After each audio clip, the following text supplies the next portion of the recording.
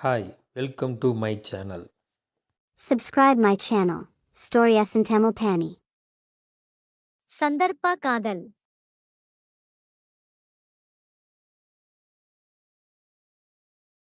வெறிச்சோடிய இருக்கையில் ரயிலில் ஒரு பெண் தனியாக அமர்ந்திருந்தாள். அவள் பெயர் மிலா. மாலை நேரம், இரவு ஆகப் போகிறது. மிலா தன் இருக்கையில் தனியாக அமர்ந்திருந்தாள். ரயிலின் சில சமயம் தூக்கத்தால் குனிந்து இருந்தாள், சில சமயம் எழுந்து கொண்டிருந்தாள். அந்த மிலா பார்க்கையில் யாரோ அவளை தனியாக பயணம் செய்ய அனுப்பியது போல் தோன்றியது. அதாவது அவளுடன் வேறு யாரும் இல்லை. இதற்கிடையில் அந்த ரயிலின் போகியில் டிக்கெட் சரிபார்க்க டிசி வந்தது. டிக்கெட் செக் செய்பவர்களை பார்த்தவுடனே மிலா திடீரென பதற்றம் அடைந்து கொஞ்சம் தூக்கம் கலைந்தாள். தன்னை நோக்கி வருவதைக் கண்டவுடன் மிலா பதற்றமடைய ஆரம்பித்தாள். என்னை பார்த்தால் அந்த பொண்ணுக்கு டிக்கெட் இருக்காது என்று தெரிந்தது. இதனால் அந்த பெண் டிக்கெட் பரிசோதகரை பார்த்து டிக்கெட் இல்லாதது போல் பணியில் இருந்துள்ளார். டிக்கெட் சரிபார்க்கும் ஆண் டிக்கெட்டை காட்டச் சொன்னான். அப்போது மீலா என்னிடம் டிக்கெட் இல்லை என்று அமைதியான இனிய குரலில் கூறுகிறாள். எனக்கு ரொம்ப முக்கியமான வேலை இருக்கு. அம்மா இறந்துட்டாங்க. இந்த வேலைக்காகத்தான் நான் நகரத்திலிருந்து கிராமத்துக்கு போகிறேன். அவசரத்தில் வீட்டில் இருந்த பணத்தை மறந்துவிட்டேன்.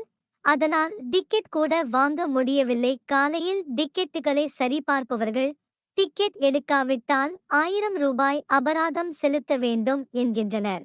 இதை பார்த்த மிலா அதிர்ச்சியடைந்து கண்களில் இருந்து கண்ணீர் வழிந்தோடியது. அதாவது சிறிது நேரம் கழித்து அந்த பெண் அழ ஆரம்பித்தாள் என்று தோன்றியது.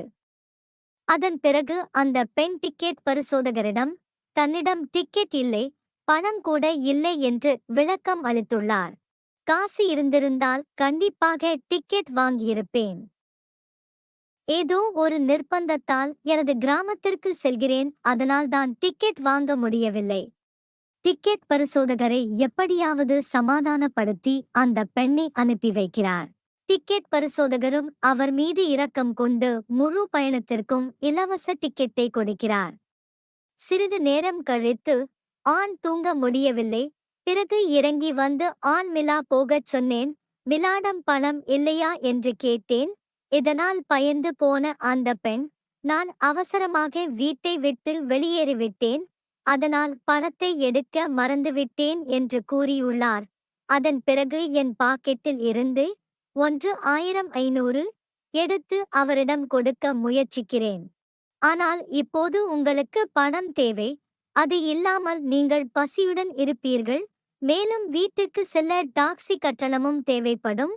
இதை கேட்டு என் வற்புறுத்தலுக்கு பிறகு அந்த பெண் பணத்தை எடுத்துக்கொண்டு வீட்டுக்கு சென்று பணத்தை ஏற்பாடு செய்து உங்களுக்கு அனுப்புகிறேன் என்று கூறினார்.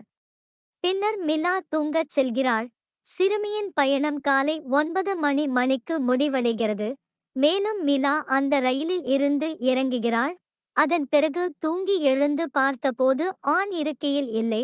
அப்புறம் அந்த பொண்ணு அதிகம் ஞாபகம் வராம என் சொந்த தொழிலை கவனிச்சுட்டு வீட்டிற்கு வந்த அந்த நாள் கழித்து கிட்டத்தட்ட 1 வருடம் கழித்து பணம் அனுப்ப நான் கொடுத்த முகவரிக்கு ஒரு கடிதம் வருகிறது.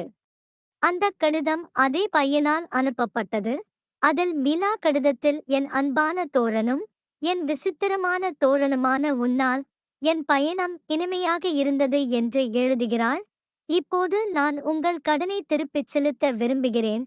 ஆனால் பணத்தை அனுப்புவதன் மூலம் உங்கள் கடனை என்னால் திருப்பிச் செலுத்த முடியாது. அப்படிப்பட்ட சூழ்நிலையில் உங்களை ஒருமுறை சந்தித்து நன்றி சொல்ல விரும்புகிறேன்.